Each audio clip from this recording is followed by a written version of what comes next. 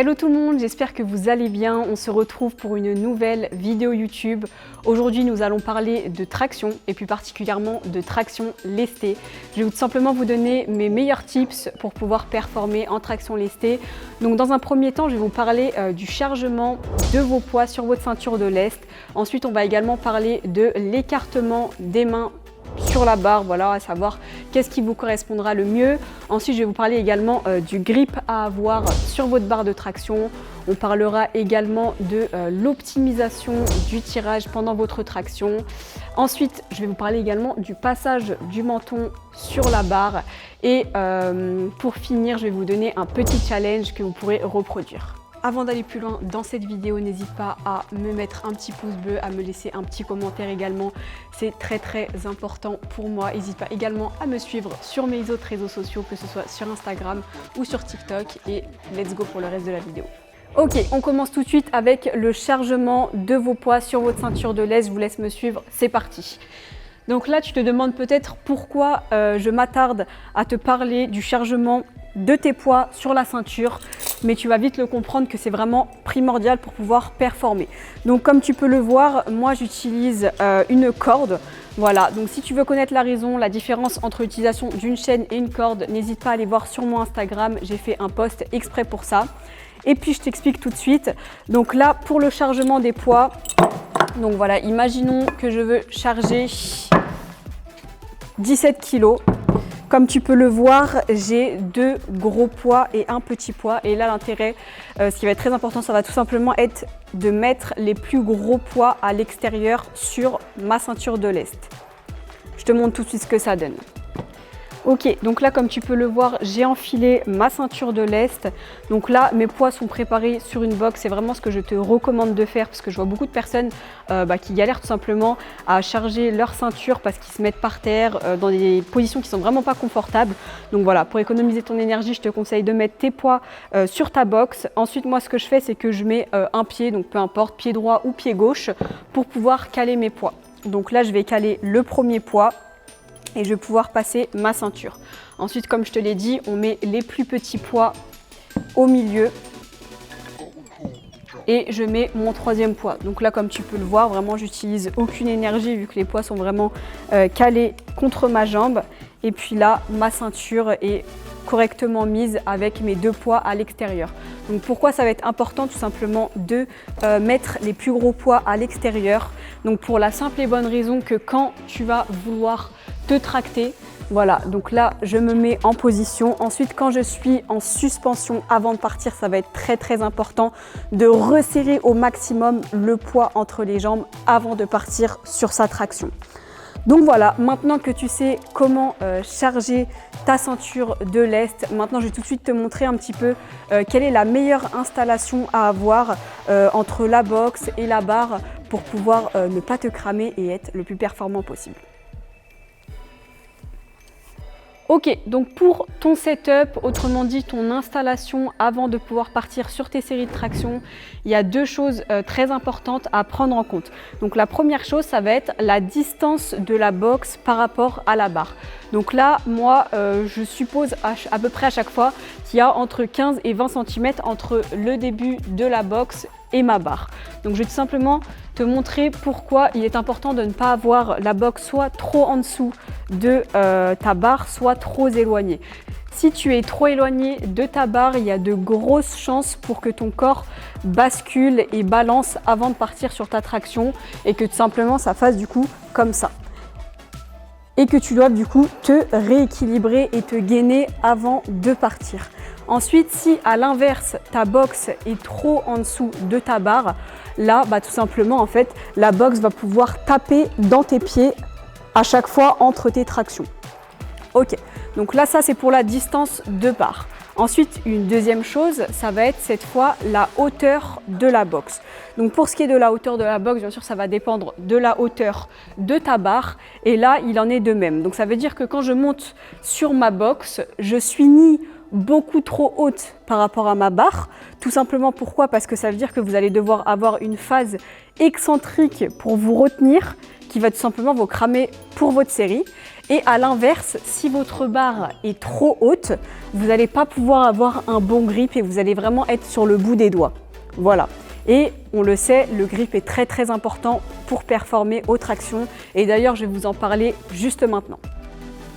Ok, du coup, je vais tout de suite te montrer la hauteur de box optimale à avoir du coup avant de partir sur tes tractions. Donc là pour moi, la hauteur de box est vraiment parfaite. Comme tu peux le voir, j'ai le bras légèrement fléchi.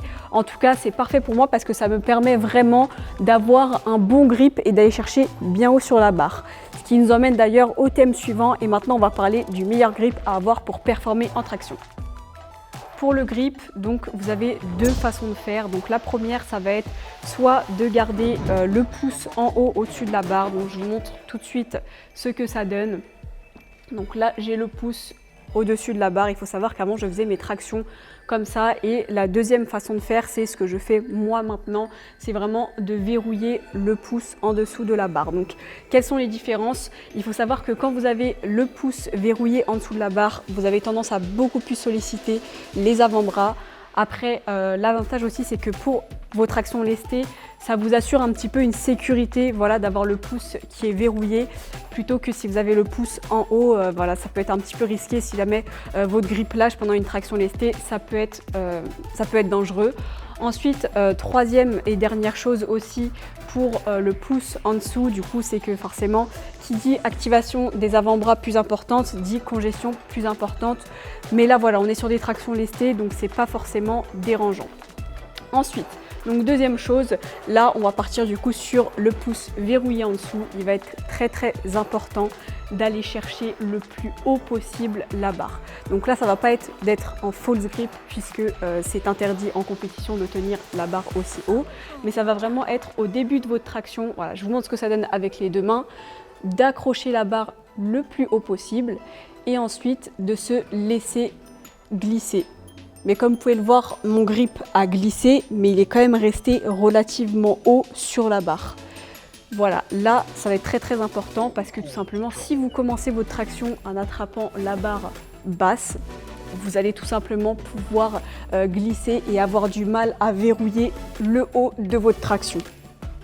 Maintenant que tu sais du coup comment agripper correctement ta barre, tu t'es peut-être déjà posé la question, est-ce qu'il était préférable, notamment sur les tractions lestées, d'avoir une prise plus resserrée ou d'avoir une prise plus écartée? C'est vrai que chez les athlètes de street workout, on voit les deux. Moi, je vais te donner mon avis. C'est vrai que pour avoir testé les deux techniques, je suis plus forte avec les mains plus resserrées. Pourquoi? Parce que je suis tout simplement plus faible sur la partie haute de la traction. Donc c'est-à-dire que cette phase-là, c'est la phase où je suis la plus forte et la partie haute, c'est vraiment celle où je suis la plus mauvaise. Et tout simplement, plus j'écarte mes bras sur le lesté, plus c'est compliqué de lock en haut, c'est-à-dire de verrouiller ma traction. Et j'ai du coup plus de facilité à lock, donc à verrouiller ma traction en ayant les bras plus resserrés. Donc pour ça, pour savoir, il faut savoir qu'en fait, plus tu as les bras resserrés, plus tu vas solliciter tes biceps. Et c'est plus facile, à mon sens pour moi, de venir verrouiller sur la fin de traction avec ses biceps. Et du coup, plus tu vas écarter, plus tu vas solliciter ton dos. Donc voilà, ce que je te conseille, c'est vraiment d'essayer les deux, voilà, sur une même charge avec un temps de repos suffisant entre les deux. Et tu vas très vite voir du coup si tu es plus fort sur la partie basse ou la partie haute de ta traction et pouvoir adapter du coup ta prise de main. Je vais du coup te montrer un exemple de traction avec une prise plus large et juste après je te montre du coup une traction avec une prise plus resserrée, ce que moi je fais. Donc là en prise large, on va être vraiment plus large que la largeur d'épaule et voilà ce que ça va donner.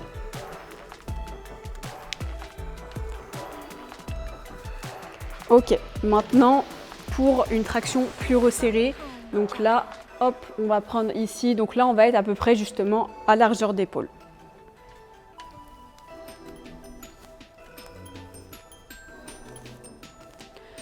Super, du coup, maintenant que tu sais comment charger correctement ta ceinture de laisse, maintenant que tu sais quel est le meilleur grip à avoir Maintenant que tu connais ton écartement des mains, on va voir tout ce qui est du coup après, donc la phase de suspension et de tirage de ta traction.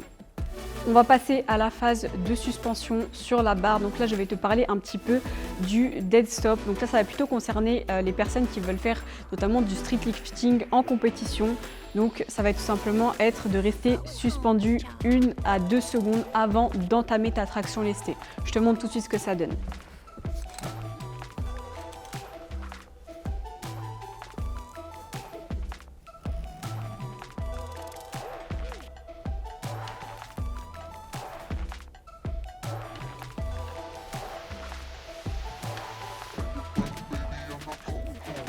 Ok, du coup là comme tu peux le voir, j'ai été en dead stop, c'est-à-dire que j'ai attendu 1 à 2 secondes avant de pouvoir tirer.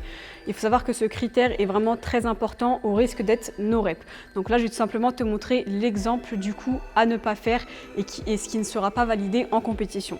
Donc ça va être voilà, de se suspendre, hop, je prends mon grip, je pars et hop, je repars directement. Donc là, c'est quelque chose qui n'est pas validé en compétition, donc n'hésitez pas à le mettre directement en place pendant vos séances d'entraînement pour être prêt du coup le jour de la compète si jamais vous êtes chaud pour en faire. On va tout de suite parler maintenant de l'optimisation de ta phase de tirage pendant la traction. T'imagines bien que c'est vraiment un élément indispensable pour être performant. Donc là, en fait, c'est vraiment pour moi un cheat code trop important et je te conseille vraiment de le tester dès ta prochaine séance. Ça va tout simplement être, donc voilà, là je te fais un petit récap.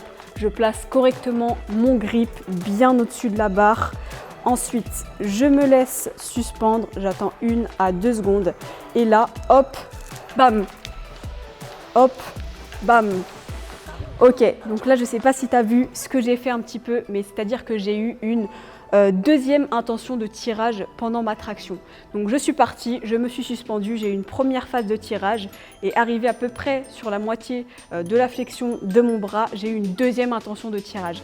Et ça, vraiment, je trouve ça fou pour les tractions lestées. Vraiment, ça t'aide vraiment justement à lock sur la partie haute de la traction, ce qui est très souvent la phase la plus compliquée en traction lestée. Donc je te remontre ce que ça donne.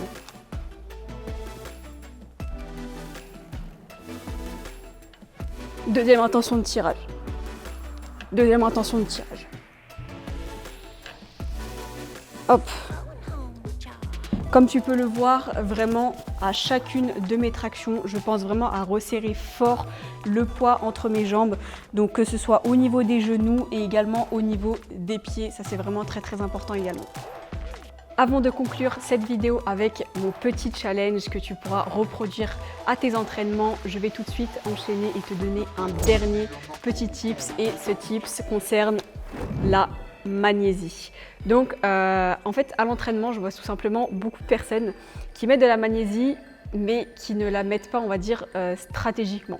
C'est-à-dire que, comme tu l'as vu, sur ton grip, il va être très important voilà, de solliciter cette zone-là. D'ailleurs, on peut très bien voir que c'est la zone qui est vachement sollicitée par la barre, mais également les pouces et le dessus des doigts. Donc moi, ce que je te recommande quand tu mets ta magnésie, c'est d'en mettre vraiment au-dessus, donc au niveau là de tes coussinets, aussi au niveau du bout de tes doigts, mais ça va être très important d'en mettre également au niveau de tes pouces. Moi je sais que voilà, souvent j'ai ce mouvement là, donc voilà, les coussinets, le bout des doigts et également au niveau du creux de ton pouce. Et avec ça, si tu mets en place ce que je t'ai donné comme conseil pour ton grip, crois-moi que tes bras ils vont bien tenir la barre et que tu vas pouvoir faire de belles tractions lestées. C'est parti avec le petit challenge. Let's go! Ce challenge va être un mixte entre force et endurance. Donc on va tout de suite partir sur 5 tractions pause.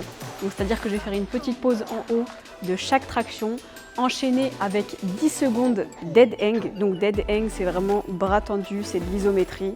Et enchaîner avec 10 tractions au poids du corps. N'hésite pas à le reproduire et à m'identifier en story sur Instagram. Let's go!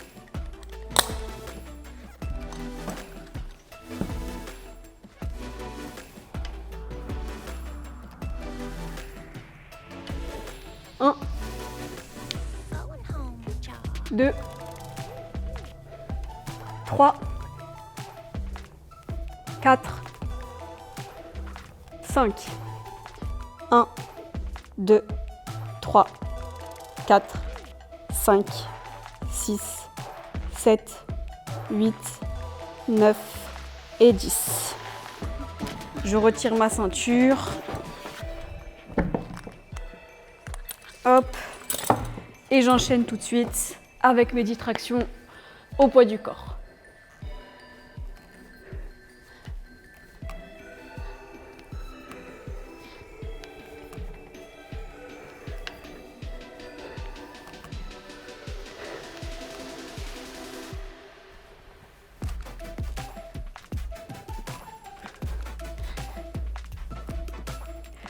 Ok l'équipe, la vidéo touche à sa fin. Je vais tout de suite te faire un petit récap des points importants pour performer en traction lestée.